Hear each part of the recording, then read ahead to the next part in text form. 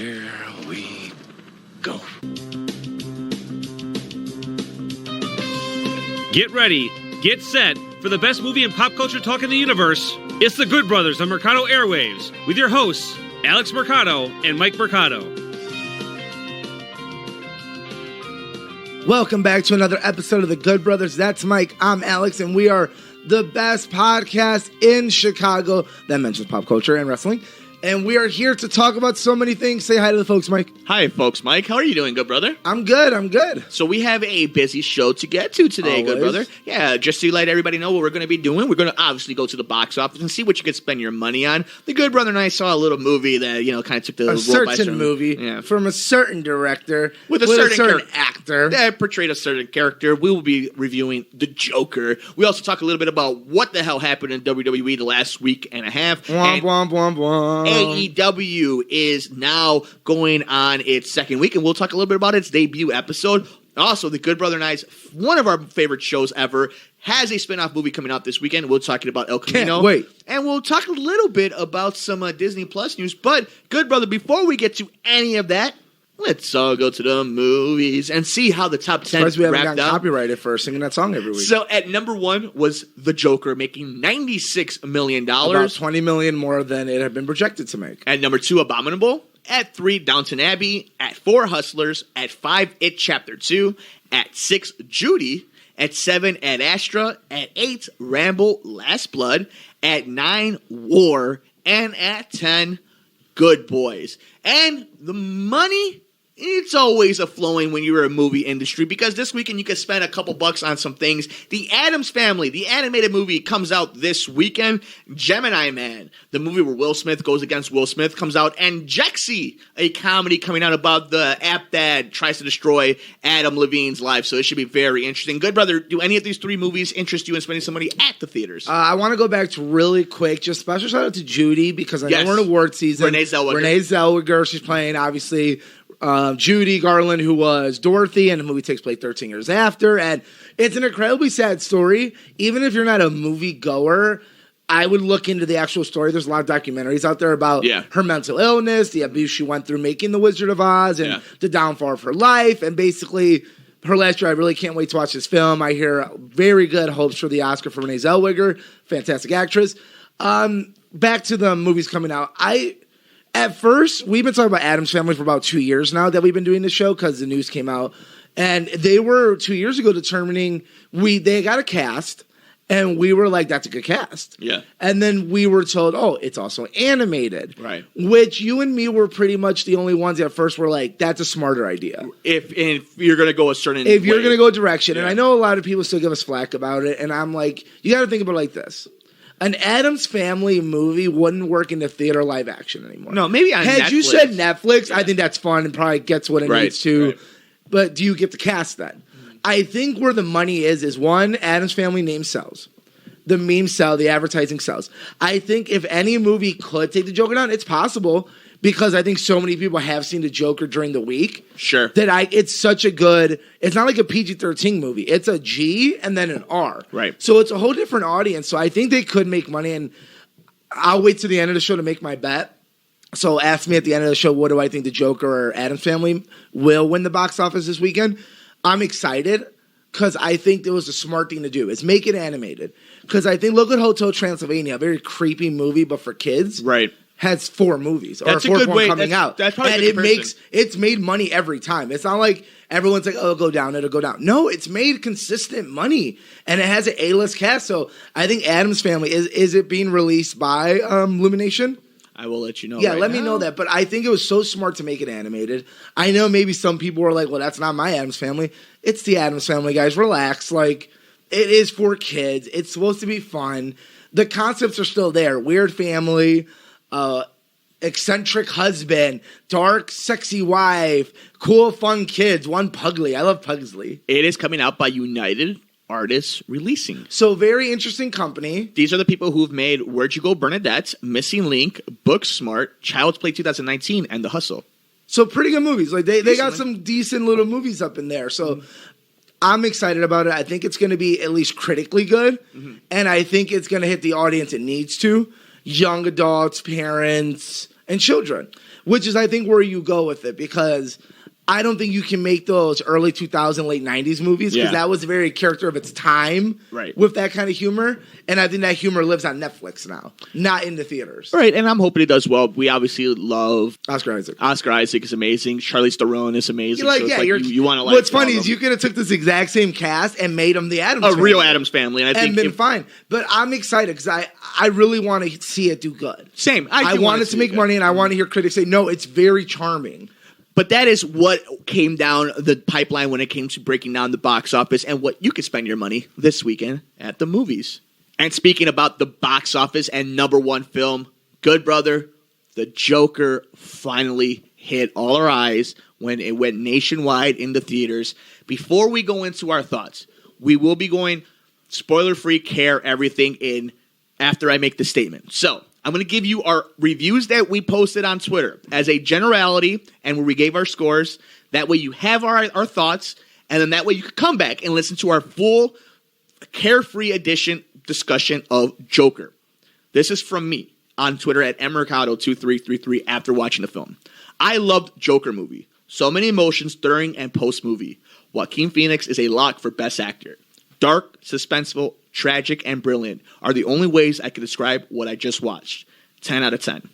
And this is from the Good Brother at Mercado21. Alex, Joker is the best movie of the year. The amount of layers in this movie are something special. Joaquin Phoenix is the front runner for Best Male Actor, and I'll call it, he's winning it. This movie is not a normal comic book movie. A must-watch film in 2019. 10 out of 10. So now that you've heard the Good Brother and myself, our general review of 2019's Joker, you guys check it out and join us right back here for our spoiler discussion, which will begin in 5, 4, 3, 2, 1. Good Brother, floor is yours. What did you think initially about the Joker? 1, it lives up to every bit of hype you would think. 2, it's a cinematic achievement. It will go down as a classic. And I think 3, the best way to put it, I looked up some films. There's been a lot of good films last year. It is from 2017, 2018, and now 2019. I believe it is the best film to come out in theaters and in general. And there's a lot of good movies you go back there. A lot of Oscar winners. It's the best film to come out. Todd Phillips has entered a new realm of the man is hot right now. Because the man made a film that should have been made by Martin Scorsese, should have been made by Steven Spielberg. Like, the fact that this man, the man that made The Hangover, has made this film is going to confuse people. Mm-hmm. It's almost a perfect movie. It's artwork. It's artwork in the cinema. It's why you and me do this job is movies like this. And so rarely do you have a movie where you're like, go in with those expectations and you're going to leave with better ones. Right. That never happens. That's so rare. I think maybe movies like 12 Years a Slave, Dallas Buyers Club, Inception, modern classics. This is one of those where you're like, it's like Once Upon a Time in Hollywood. Fantastic movie, 9.5 out of 10 or something. This is a 10 out of 10 film. Sure. This is something that you're like, it's almost perfect. From cinematography to the score it's to the just acting. so good. And like, you need to watch it. Now, I got into a discussion with friend of the show, Matt Consolazio, and we spoke about, we talk about a few things. And one thing that we were messaging back and forth, and he thought that it was a little dangerous of how Todd Phillips portrayed this. And he kind of had the same sentiments, famous for a little bit more of a famous view, Hector Navarro on Twitter, where he was talking about it almost glamorized the violence that brought in by mental illness. My counter in all of this has been, a lot of it has been magnetized by media.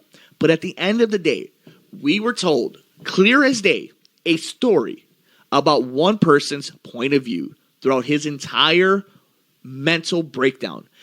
They tell you why he was broken. They show you him trying to fix it. They show how he was blockaded every single chance he took. And eventually it showed what happens to a certain type of person that has been denied, that has been broken down, that then finds solace in the other direction. And I think it's a very dangerous game to play when we start putting our own emotions, not just in a movie, because a movie's supposed to make you feel a certain way, but then how we critique that movie. It's okay to be very sensitive towards mental health issues. It's very important about gun issues. You don't have to like Todd Phillips. Yeah. This movie told a story. Joaquin Phoenix performed a story that will go down 50, 60 years from now as a cautionary tale that so happens to have the IP of one of the most famous villains of all time. Here's my thing, and I completely agree with you. I think this movie holds a mirror to society saying, this man is sick. But he was trying at least to be a member of society and at least trying to medicate himself, get help. And he did. And we're in spoilers, right? We're in spoilers. Yeah, we're totally he doesn't go nuts until the government says, we can't afford to take care of you anymore. Where do I get my medicine? Well, we can't afford to give you medicine anymore. That's when he turns. So they're holding a mirror saying, yes, mental health is not an excuse, but it still needs to be a responsibility taken care of. Right. And it should be part of it's part of medicine. Our brain why is our brain treated different than our heart or our lungs? To me, it's ridiculous. And it holds a mirror saying, no, the fact that a lot of homeless people in our country can't get help because it's a mental thing. And it doesn't go under this one. It doesn't go under C. It goes under D. That's ridiculous to me. And I think it shows us that this man didn't turn until we turned on him first. Well, and I think what's interesting about all this, too, is a lot of people worried about this being an incel rallying cry. But the problem with it is it can't be, because Arthur Fleck wanted to love. Arthur Fleck wanted to be part of society, and society spit him out. Technically, he was being successful, too. All you needed to do was, it's a healthcare thing. Now, if he had his healthcare, he probably just goes on the show and he's a comedian. So I will say the one scene that broke my heart, legitimately, I mean, I'm talking about legitimately broke my heart, was the scene that is in the commercials, the trailers, when he's on the bus, and the mom says, will you stop messing with my kid? And when you see just the emotion of like, he can't cry. He can only laugh. And then when you see him bring out that card, and then you see her face turns. And like, obviously, as a film, we find out, is he making that up? Is he that crazy where he made that whole thing up and that doesn't exist? But when you're first watching, this is 15, 20 minutes into the movie, and I wrote out in my notes, all I wanted to do is stop the film and just help him. Because the entire time you see, it's the old adage of like, somebody just needed a hug. Yeah. Somebody needs you to say hello. Somebody needs you to open up a door for them. That's it. Now, let's get out of the politics and deep. Let's have some fun with it. As a film, it's also a masterpiece as a film. Yeah. When they set you up in a movie being like, man, I know what he's going to turn to, but I feel bad. And I feel bad. But then he takes a certain turn where we think, oh no, like society's being mean to him. He's not getting his medicine. And he got screwed over. His mother got screwed over. Yeah. Then they take the turn of, well, yes, he was abused as a child, but his mother's also insane. Yeah. This disease that he has, it's not his mother. This disease that he has might not exist.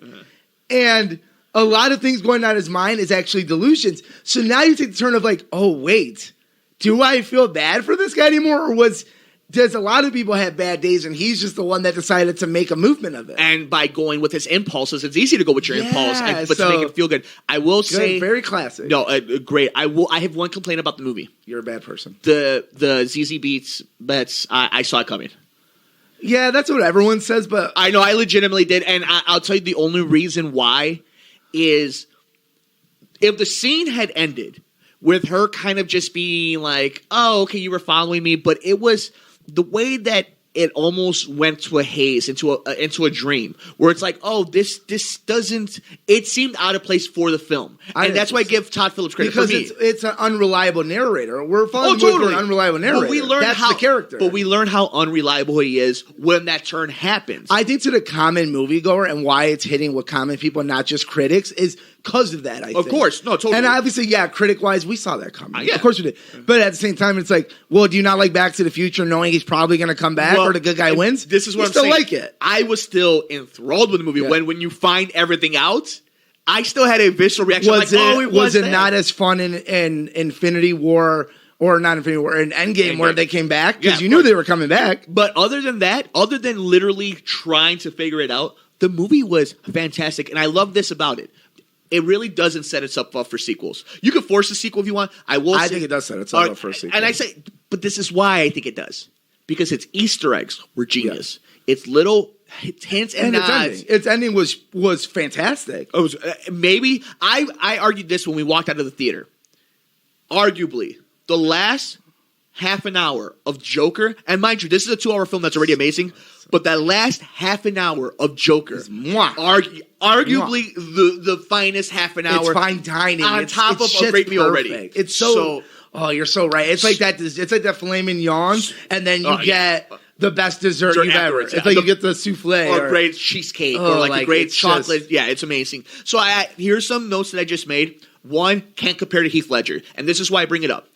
For me, The Dark Knight is top 5 film of all time. Heath Ledger's performance of Joker, top 10 performance of any type of character role.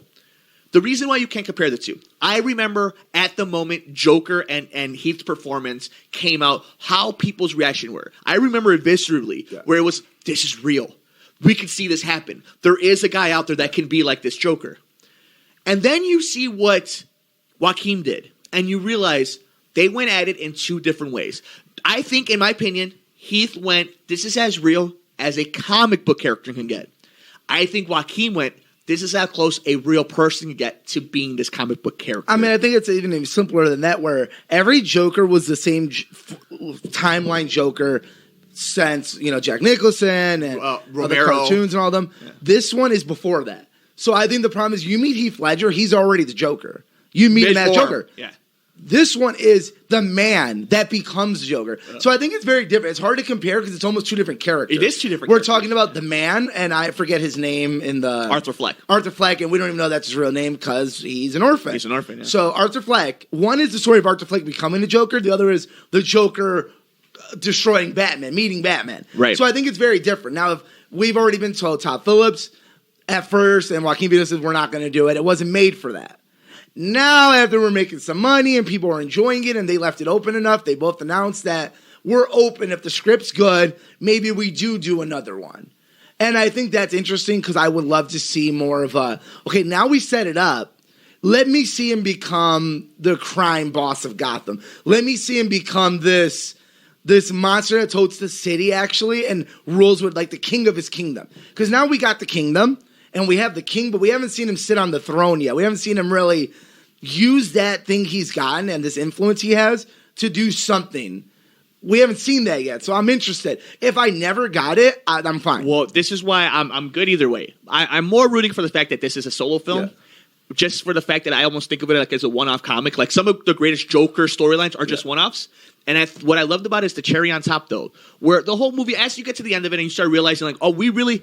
I think you and I think Todd Phillips does do a good job to tell you what is real and what's not real. Mm-hmm. But with that being said, because he does leave that open, it does leave a lot more interpretation of what is real and what's not real.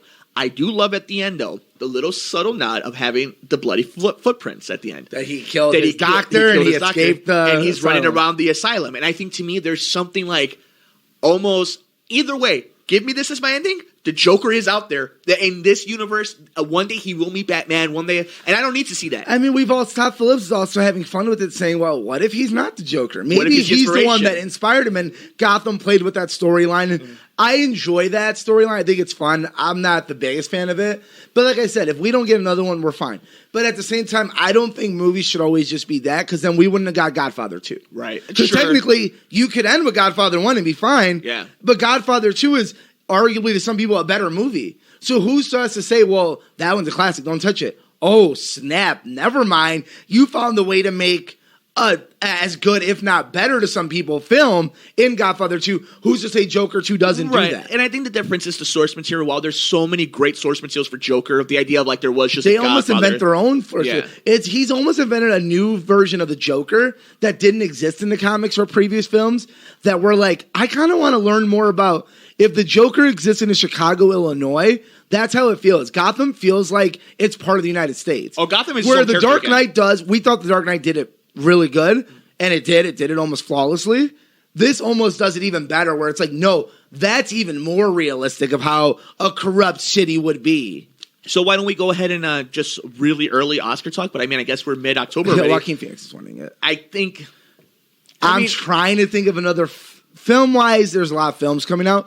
Actor-wise, I think we're going to have a race for Best Supporting. And I think movies like Ferrari versus Ford, Lighthouse. I think we're going to have a lot more arguments. Well, who's getting the best supporting actor now? Because that's where I'm going to win. Yeah. I just Probably don't Brad see. Pitt. Because he's For Once Upon a Time in Hollywood. Once Upon a Time in Hollywood. And it'll be as the best supporting. Yeah. I just don't see anyone beating Joaquin Phoenix. Now, I will say, I do think there's one award it will not get nominated for. It'll get nominated for Best Film. Best Director. It'll get nominated for Best Director. I don't think so. I think so. It It won't win, but it will be. I honestly believe it'll get Best Cinematography. Yes. It'll get Best Win or Actor. just nominated? These are nominations. Best It'll Cinematography. yes. Best Actor. Yep. Best Film. Yep. Best Original Script. Yep. Best Screenplay. I think Director. I think I'll put money Best right score. now. It will. Yeah, it's going to get the most nominations this year. It'll get 11 nominations. It'll get Costume. either this one and Once Upon a Time in Hollywood. Those two are going to get the most nominations of the year. I think I could even see them Downton if Abbey might being get a some little, of the fun. I can see De Niro getting a Best Supporting. I don't think it's crazy. If you're going to tell me I don't think that, it's crazy, man. I think if you're going to tell me that Margot Robbie in Once Upon a Time in Hollywood, I said it's like she has a chance for Best Supporting Actress, Yeah. even though so could Robert De Niro. Much And more. look at Sylvester Stallone. Yeah. In Creed. Yeah. I would say De Niro is just as time-wise as much in the movie and story-wise as part of the movie. I see no, and with The Irishman coming out, that's another one. Let's wait till The Irishman though, because The Irishman comes That's out. it. That could combine them. But I see that more again as maybe a supporting. And we both called it now. Yeah. Joaquin's winning Best Actor. Yeah. It's just My problem with Todd Phillips, Irishman will win Best Movie. But I think so. My problem with Todd Phillips, though, this is the same Academy that gave Argo Best Film and didn't even nominate Ben Affleck. Yes. So there's precedence. But I think when you talk about the movie, Todd Phillips is a lot more character in this movie push than Ben Affleck was in Argo. The fact that I think it killed him that he was in the movie also, so it was hard to direct him as. But they love him when Clint does it. When Clint Eastwood does it. No, I knew Clint Eastwood is Clint Eastwood, man. Sure. All right, we could talk about Joker all day. We have a long time before Oscars. We still have probably 5 or 7 movies that are real. We're pretty realistic. Maybe they're advertising 15. There's about 5 more movies we need to see before we can make some really legit picks. Right. And then go back and be like, well, what was that character piece? But again, we're about the time of year. We're already almost we're in October. Going to be November soon. About 5 more movies that are like, we need to see Ford, Ferrari. We need to see The Irishman. Lighthouse. Judy came out already. There's a few. I'm like, let me see those to see where the actors and okay, I kind of know where I'm going to put everything. Any last thoughts about Joker? We come out talk about this. I mean, it's in the news for a reason. It's breaking Monday offices and Tuesday box office records, and it's a fantastic film. Watch it, and it's so digestible for a non-moviegoer. That's why it's so it hits the pop culture at the same time. Again, like a Godfather, those movies that you talk about for generations, because it hits that levels of. I'm still talking about it as pop culture. You're going to see all these Joker outfits this year, obviously. Yeah. And as a critic of a film, you're like, no, it's a masterpiece. It's a 10 out of 10. I'd simply put it's a 10 out of 10. It's great genre. It's great film. It's great work from a director that showed us something that we didn't know he had. It showed us an actor in his prime. It showed us a great cast. And it showed us that film can be both draw inspiration from something that people make fun of like comic books and bring it into cinema and make it this legendary thing that will go on for the rest of time. And speaking of the rest of time, good brother, we know we'll be streaming this weekend because all you Breaking Bad fans, ElCamino premieres this Thursday night into Friday morning. Good brother, it's one of our favorite shows ever. Again, an inspiration to why this podcast really does exist. ElCamino, a Breaking Bad movie. Just a preview, your thoughts. What are you excited about? What do you want to see? 3 points. First of all, they've been doing the runs. Yes. And I love this cast because the cast, they get along so well. Yeah. And you can tell in the show, and you've heard all the interviews, I'm saying, like, no, we're all friends. Yeah. Like, Aaron Paul and Bryan Cranston have such a good friendship, and all the actors. And Vince Gilligan is one of the best TV writers of our generation, if not right up the best of our Sutter. generation. Yeah, exactly. And he's probably the top of that list. Breaking Bad, to me, is still... it's still the best show of all time. I think it edges out everyone, and I think The Wire, Sopranos are all very close, and I have my personal picks. But at the end of the day, I think Breaking Bad, and even more than Game of Thrones, because I know that didn't hit a lot of audiences, Breaking Bad was the last show that hit everybody, whether you hated it because people loved it, or you just loved it because it's one of the best TV shows. Yeah. Like we talked about, it's a 10 out of 10 TV show. I think their worst episode is like a 9.5 out of 10 probably. And that's their slow, like, it's fantastic. It still holds up as the best television show to come out in the last ever. Gut feeling. Rank this movie. Is it going to be a 7 out of 10, 8 out of 10, 9 out of 10, 10 out of 10? I think it'll be a 9 out of 10. Very cool. And I hope it does what I think it's going to do and lead into some more Better Call Saul. That would be great. Because I think Better Call Saul is an extremely underrated show. Yeah. Without Bryan Cranston, but I think that show's fantastic. I'm so excited. I love Aaron Paul. I don't know what it is about him. I love him in BoJack. I love the half cuz of him. He's so charming. Yeah. And he's so real. He's just such great actor. He's almost like a prettier everyman that you're like, man, you're just so good. Well, he's very raw sometimes too. Like you can just see this rawness of that character is just so Jesse, beautiful. Jesse Pinkman's one of the greatest. Man, it's so vulnerable and it's so simple and pure. He has the best cry eyes. Yeah, he's just so. Oh man, Brian. I love it. And Brian, Bryan Cranston. And breaking news this morning. They finally and spoiler for Breaking Bad.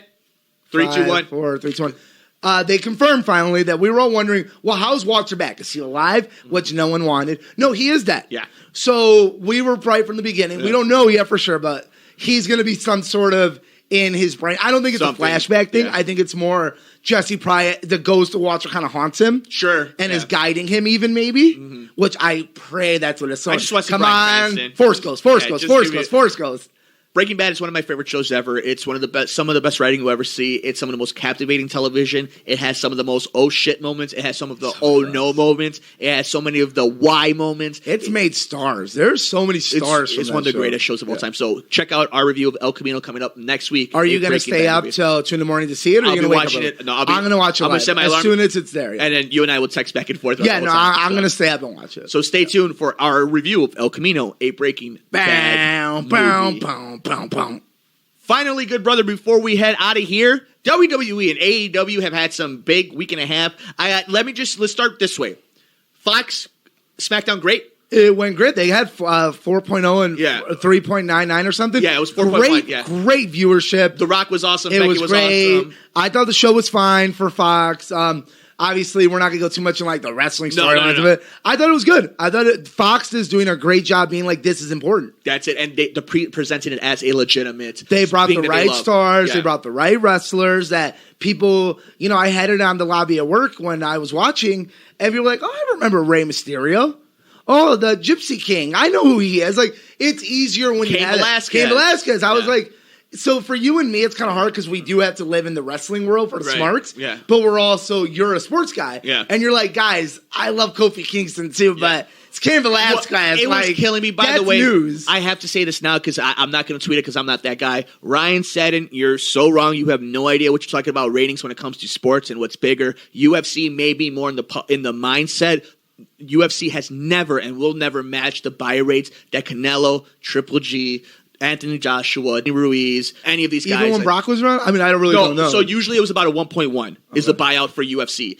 Conor McGregor does the highest. Like, we're talking like they used to get up there. Yeah. But we're talking about 50 million views. We're talking all of Mexico watching Canelo. Like, it's different. Like, internationally, it's just a different world that we're talking about. Maybe, I mean, obviously in the United States, it's probably a little different. It's probably more popular. But yeah, the Hispanic culture is also not into UFC. They're into boxing. And more people know Tyson Fury than Cain Velasquez. Period. Yes. So, with that being said, I like what they did there. Let's talk about the elephant in the room, Hell in a Cell. Why no? We didn't talk about it. Why are we going to talk about it? All I want to say is, and I think you agree with me, they know they messed up. And here's the thing. Why? You did it yourself. If you didn't want this to happen, you get to choose this. Like, it's not real. So, like, you get to decide how this ends. I think they truly didn't know it would get this. I think they truly thought, if we make him lose, we're going to be monsters. We'll make him win. We kind of write ourselves into a corner because we've already made him kick out of everything. So I feel like they thought this is the best option. They were completely wrong. I don't think they purposely did it, though. I don't think it was like, because sometimes they will purposely make you mad like Daniel Bryan and Kofi, but then it's for a storyline. This wasn't. I think they truly did that, and I think that we're going to see maybe even during the draft or a Friday Night SmackDown or something, that we're going to change the title. I think it's so outraged that they're going to do it, that they're going to do the switch. To me, it was as simple as this. Had you known, you're like, we want The Fiend to be the main event. We want the Aurora. We want all that. Yeah. But we want Seth to still hold the title because he's going to do the press. He's going to do that. Then all you need to do is I'm not here for the title. I'm here to destroy Seth Rollins. You know what? You're it was a coming to hard my thing. situation. You should have moved the title. That's it. Seth Rollins is big enough still without it. Here's the problem now. Man, Seth Rollins is like, it was so bad that they're having to break character to be like, no, we hear it was bad, guys. Yeah. Like, that's why we're not talking about it. Yeah. So it's like one of these where I'm like, I don't want to keep shitting on it. No, same because everyone's acknowledged how bad it was. So like, let's just move on. But my big thing too is just don't need to book yourself at corners. Just don't. Just stop don't rush anything and just go with it. Dude, Brock had that title and barely showed up. Like, you could have gave it to the Fiend and like figured out storylines without it. And here's the thing. It's better to pull the trigger early than late. You already have the Saudi Arabia thing that could have killed some time. Flair and Hogan. Yeah. Yeah. No, there's no reason for us to keep shitting on it because everyone knows how bad it is. And before we head out to AEW, impressed. It was good. I'm not going to mark out impressed. I want to see it in a month because obviously first show was going to make more ratings. We called it. Yep. I think NXT was still a better show overall. I do like the ending to AEW though. Yeah, I totally agree. It was fun. So speaking of that though, good brother, I think it's time to close up shop because you and I, breaking the fourth wall, we got to watch a bunch of wrestling tonight. Stuff to review, right? So very cool, good brother. You want to make a quick joke about? A quick joke that DisneyPlus obviously bought Fox. And we found recently that they are inviting The Simpsons over to their streaming service, but Family Guy and American Dad did not get that same invite. They will remain on Hulu. Very funny. We talked about it's kind of sad, and we'll go into it one day. I think a big dig of Family Guy and the turn it made of how it was a conglomerate at first. Yeah. And then it kind of went to a niche. And now I think it's so bad that you're like, man, you're a mix of the worst parts of South Park, the worst part of The Simpsons put together.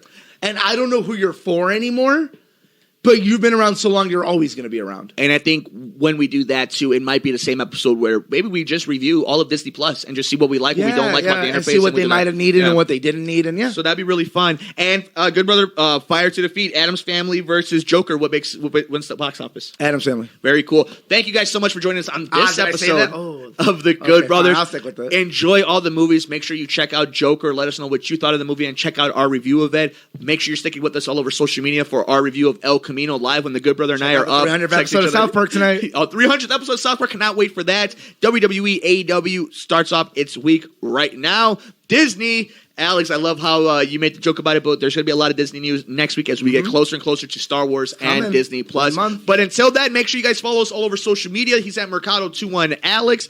I'm at mmercado2333 on Twitter. He's at Mercado2121. I'm at MikeMercado2333 on Instagram. Follow the show on Twitter at Good Brothers Pod. Follow the network at Mercado Airwaves. Like us on Facebook at Mercado Airwaves. For the good brother himself, Alex Mercado. I am the one who knocks. I'm the good brother, Mike Mercado. We'll see you on the next episode of The Good Brothers here on the Mercado Airwaves Network. Thanks for joining us here on The Good Brothers, here on Mercado Airwaves. Enjoy our shows? Follow the Mercado Airwaves crew all over social media. Like us on Facebook at Mercado Airwaves. On Instagram, Nicole is at Typing When Tipsy, Alex is at Mercado2121, Mike is at Mike Mercado2333, and our true crime show is at Murder Mysteries and More. And on Twitter, Nicole is at Typing When Tipsy, Alex is at Mercado21Alex, and Mike is at mmercado2333. You can follow the network at Mercado Airwaves. Follow our pop culture show on Twitter at Good Brothers Pod. Get us on the go by downloading our programs anywhere you get your favorite podcasts, like iTunes, SoundCloud, Podbean, Stitcher, and other popular sites. Just search us at Mercado Airwaves. While you're at it, please like, rate, review, and share us with your friends. Visit us on youtube.com/MikeMercado2333. Click the subscribe and like button to get notified every time a new episode or interview is posted. Support Mercado Airwaves by visiting patreon.com/Mercado Airwaves, the home of our interviews with athletes and celebrities, which you can get ad-free and early before it's released to the public. Come play video games with us on Twitch, twitch.tv/Mercado Airwaves Network. Mercado Airwaves is powered by Munch Art Design. Like them on Facebook at Munch Art Design. Voiceover work on Mercado Airwaves is performed by Josh Fox.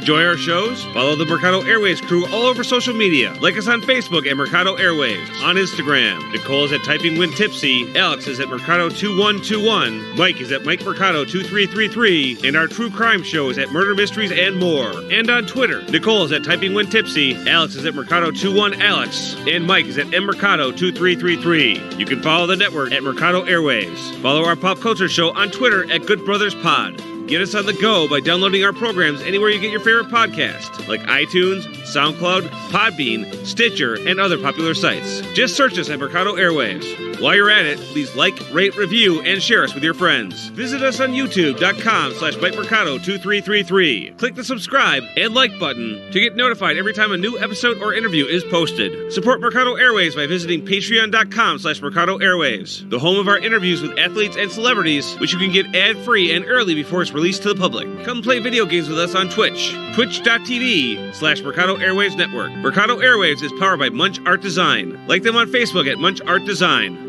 Voiceover work on Mercado Airwaves is performed by Josh Fox.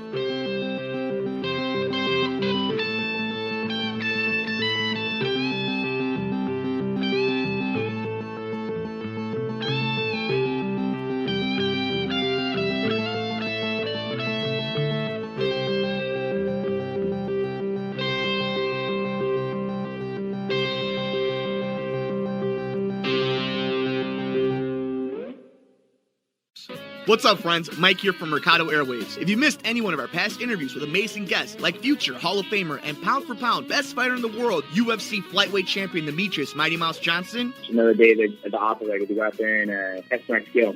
to award-winning producer, director, and actor Orlando Jones. Orlando, how you doing, buddy? Hey, sir. I'm good, brother. How you doing? And all the other interesting guests we've had on. Joining us today is director and writer David Ferrier. Thanks so much, brother. I appreciate you having me on the show. MMA legend Chael Sonnen joins us today. Keep listening to your show. This is great. Thanks, my friend. Just subscribe to us on iTunes at Mercado Airwaves. And while you're there, please like, review, and rate us, friends. It helps so much. We also have a Patreon for anyone who would like to support the show. Just visit us at patreon.com/Mercado Airwaves and see how you can get all of our interviews ad-free and before anyone else, and how you can get your business or company spotlighted on the show. Follow us on Twitter at mmercado2333. Like us on Facebook at Mercado Airwaves. Subscribe to us on YouTube, youtube.com/MikeMercado2333. And if you would like to see what we're up to behind the scenes, follow us on Instagram, MikeMercado2333. Thanks for listening and all the support.